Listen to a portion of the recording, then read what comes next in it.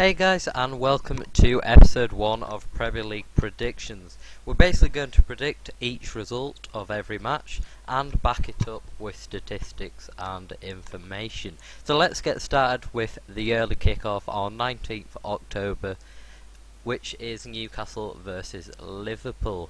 Now, both of these teams are doing fairly well. Newcastle just beat Cardiff in their most recent result, and Liverpool are playing absolutely fantastic with Suarez just returning from injury. As we can see here, Remy is on goal scoring form. Pretty sure he scored 2 in his last match. However, Newcastle are having inconsistent performances. One day they create loads of chances and scoring goals. The next they're conceding 3 in one half like they did against Everton. This shows as they've conceded 12 goals in 7 games. However, we can't deny they have lots of attacking threat with the likes of Ben Arthur, Cabaye and Remy. Manager obviously Alan Pardew, and form is average in my opinion. Looking at Liverpool, obviously their form is very good. They're sitting on top of the league, I believe, and obviously have a deadly attacking threat with Suarez and Sturridge. Their link-up play is absolutely fantastic. 4 clean sheets in 7 games. Toure, Sacco, Enrique, all those defenders have been playing really well and kept it tight at the back. My only problem with Liverpool at the minute is their second half performances. They seem to play very well the first half, put a lot of pressure on teams, get the early goals, and seem to struggle in the second half for whatever reason. Maybe they get tired, and overall they have great passing statistics. So my overall prediction for this game is 2-2 with Suarez to get 1, I believe, and Sturridge to get 1, and maybe Remy and Cabaye. I just feel like Newcastle could hold on for a 2-2 result, getting 2 goals in the second half. On to the next game, which is Arsenal against Norwich at 3 o'clock. Arsenal are in fantastic form as well, especially one player, which is Aaron Ramsey, the Welsh player. However, Arsenal have only kept 1 clean sheet all season, which is quite surprising considering they are second in the league, I believe. Also, obviously, they're a great passing side and keep possession, which is very obvious with the likes of Ozil, Flamini, Arteta, Cazorla, all those great players. They do have a lot of injuries at the minute, but are still playing absolutely fantastic, and I expect them to play better in the coming weeks. Obviously, the manager is Wenger, and the form is very good. Looking at Norwich, they've not had a great start to the season, if I'm honest. Poor form. Manager Chris Hughton under a lot of pressure.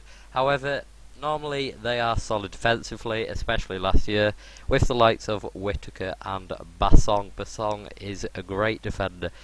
For me, they lack a very good striker. The guy they've brought in, can't remember his name at the minute. Is it Vans Wolfswinkel? I can't really remember. He's just not scoring too many goals, but his link-up play isn't too bad. They've got decent set play takers in the form of Snodgrass. However, they are currently in the relegation zone, so concern there for Norwich fans. I predict a 2-0 win for Arsenal, as they're at home and they generally have more talented player. Moving on to the Chelsea versus Cardiff game, which is also at 3 o'clock. Chelsea are in good form, decent form. Only conceded 4 goals in 7 games, which is absolutely fantastic. Obviously have a deadly attacking threat in the form of Hazard, Mata and Oscar and Willian. However, they lack the quality striker. Their only quality striker happens to be a loan, which is Romelu Lukaku. Obviously Torres was in form a few years ago, and so was Eto'o, but they seem to be losing their magic touch, and Demba Ba's just not getting the opportunities to play. However, they are a great counter-attacking team, as they showed against Norwich, I believe, when they scored that goal with Hazard. The manager is Jose Mourinho, as you'll know. Looking at Cardiff, the form is average, done well since they've been promoted to the Premier League. Manager is Malky Mackay, and they are very strong at attacking set pieces with the height they possess of this team. They also have a decent long shot takers in the team, and Much scored a very good goal in a few games ago. And they like to play with width and cross it in, which seems to be their main tactic. They also have high work rates and seem to press very high, which is good. I predicted 2-1 to Chelsea here, very close. I expect it to be 1-1 to about the 70th minute, and then Chelsea to get the winning goal at the end. Moving on now, quickly, we are looking at Everton versus Hull, where I predict a 3-1 victory for Everton. Match is also at 3 o'clock on 19th of October. Looking at Everton, they obviously have a great set-piece taker in Baines, and they utilise their fullbacks very well, with Baines and Coleman always getting up the pitch and always coming back to defend. Under Martinez, they obviously play very good passing, good passing team, and keep lots of possession. They have the best striker in the Premier League at the minute, in my opinion, and that is Romelu Lukaku. Absolutely fantastic. He's strong, powerful, and can finish. Manager is Roberto Martinez, as I said, and their form is good at the minute. Gareth Barry missed the match against Man City because that is his parent club, as he is on loan. Moving on to Hull, their form is average. Manager Steve Bruce, very good manager in my opinion. Their problems are they struggle to keep possession and lack the clinical striker. They have Sagbo, but you know he's not the best striker in the world. However, they do have a very tall defence, which is good for set pieces and crossing it in, and they are good at maintaining a winning position. As I said, 3-1 to Everton. I just think they're going to have too much possession for Hull and tire them out, and get a lot of crosses into the box and score, and free balls to Lukaku. Lukaku will be a menace for the whole defence. Moving on, we have Manchester United versus Southampton. This game is at 3 o'clock as well on 19th October. Looking at Man United first, they haven't had the best start of the season, to be honest. They're only just in the top half of the league and haven't generally played well under Moyes so far. Weak defence, Vidic making quite a lot of mistakes, which is unlike him. Inconsistent performances, more bad than good though, to be honest. I mean, they played well against, who was it? Sunderland in the second half, but again in the first half they're absolutely shocking, which was disappointing. However, they do have a strength in depth, and their substitutes bench is absolutely phenomenal, with the likes of Nani Young, Zaha, Januzaj, all fantastic players. And if I was to name one trait for this club, it would be the comeback kings. Last season they were coming back so many times it was ridiculous. Looking at Southampton, who are a very good team in terms of form, they are 4th in the league, which is incredible, and have only conceded 2 in 7 games in this league under Mauricio Pochettino.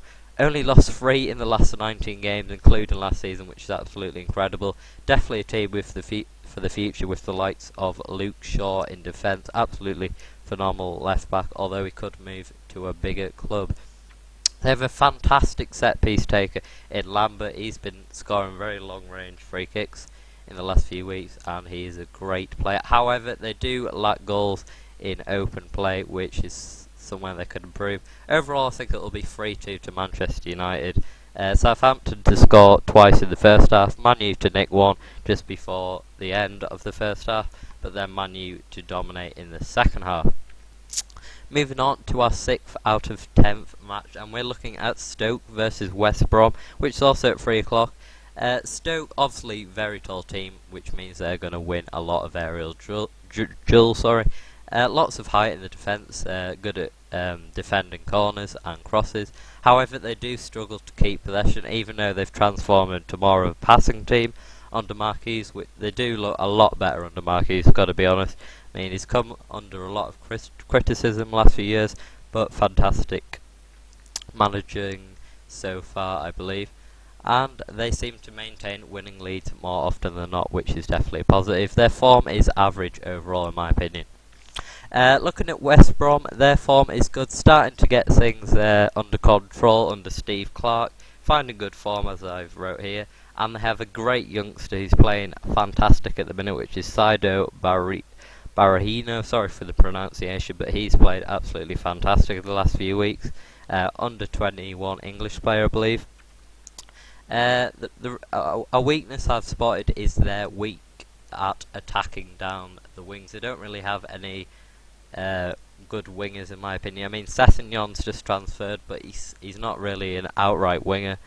But another positive is they've only conceded 6 in 7 games. I predict a 2-2 with West Brom to score 2 in the first half and then Stoke to score 2 in the second half from defenders. Moving on to our 7th game, which is Swansea versus Sunderland. I predict, pretty big thrashing to be honest for Swansea against Sunderland. Rumours of a new I've wrote Alan Pardew there, ignore that. They don't have a manager at the minute, but it looks like, what's his name? Gus Poyet could take the reins. Looking at Swansea, obviously a great passing team. Conceded 11 in 7 games, which isn't great, but Williams is out injured. They have a deadly attacking threat with Michu and Boney. They're starting to link up a lot, and Michu is absolutely class. Only cost 2 million, which is ridiculous. And obviously they're a possession team with their passing statistics. Under Michael Carrick so far, they have been average.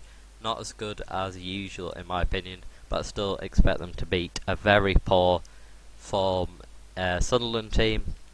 As I said, no manager. High pressing though, seem to work harder after Paolo Di Canio is gone. Lots of pressing against Manchester United. Struggle to defend counter-attacks though, which is unfortunate. Don't have very fast players in my opinion. Very small team as well, so lose a lot of area drills, especially in corners and crosses, and just general play when people feed it up to the box. And they've conceded an awful lot of goals in 7 games, 16, so I expect the likes of Michu and Boney to take full advantage of that. Moving on to our third last game, West Ham against Man City, which is a late kick-off on Saturday, the 19th of October. Excuse me. I expect a 2-2 draw. West Ham at home are pretty good, especially last season. Good at attacking set pieces with the height. If Andy Carroll's back, that'll be another bonus. Very aggressive team. Ralph Morrison is playing absolutely fantastic at the minute, although can be a bit arrogant.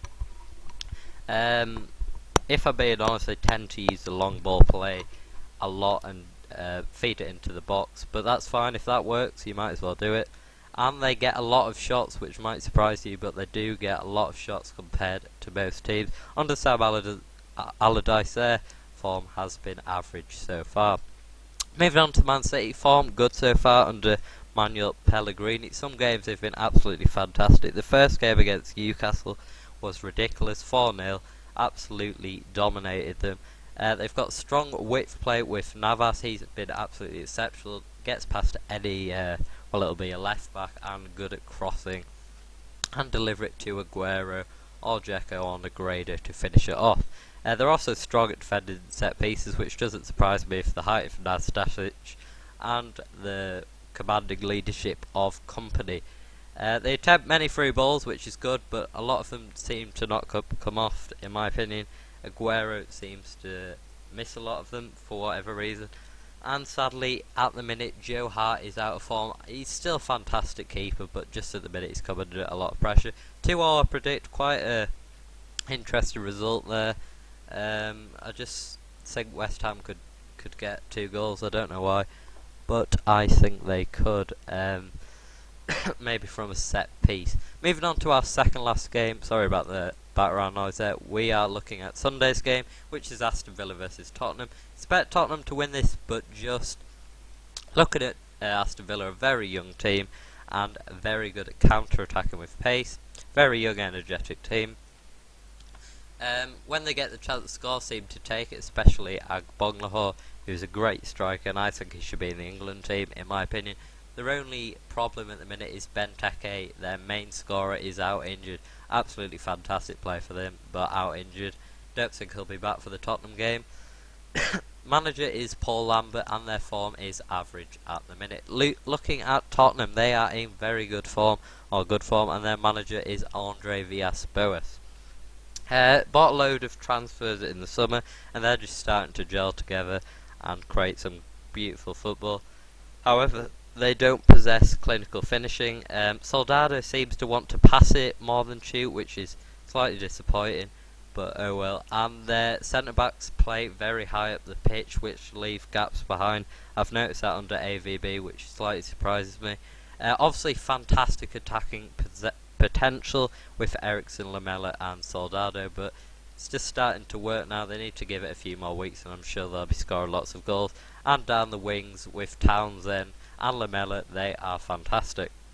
So I predict 2-1 to Tottenham with Soldado and a defender getting off Tottenham, and maybe Vyman getting one for Aston Villa. And on to our final match, which I predict 2-0 to Fulham. Crystal Palace, if I'm honest, they don't have the quality for the Premier League.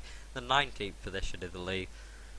Sorry, Crystal Palace fans, but I expect them to get relegated. They have weak ball retention, and however win most aerial duels. Their form is very poor, as they're in 19th. And Ian Holloway, fantastic manager, but I'm not sure if he's going to be able to keep them up this year. If he did, that would be an absolutely fantastic achievement. Moving on to Fulham, obviously they haven't had a great start, but they do have a lot of class in the team, so it does surprise me.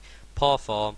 Manager Martin Yule, who I think all the players love, I can just tell by their interviews. Class strikers in Bent and Berbatov, but Berbatov hasn't been playing too well in the last few weeks, neither has Bent, to be honest. Weak at defending set pieces, which surprises me with Hangeland, who's a very good captain and very tall, which means they're going to lose many aerial duels. Potential to be a quality team, as I've said, with the likes of Parker, Ruiz, Berbatov, Ben and Hangeland, but it's just not come together so far. But I do expect them to win against Crystal Palace away, and maybe, let's say, Berbatov to score one and Bent to score one in that game. So I hope you've enjoyed that Premier League predictions video. Obviously they're all my own opinions, so please don't take offence to it, and leave a like if you've enjoyed, and subscribe for more. Goodbye.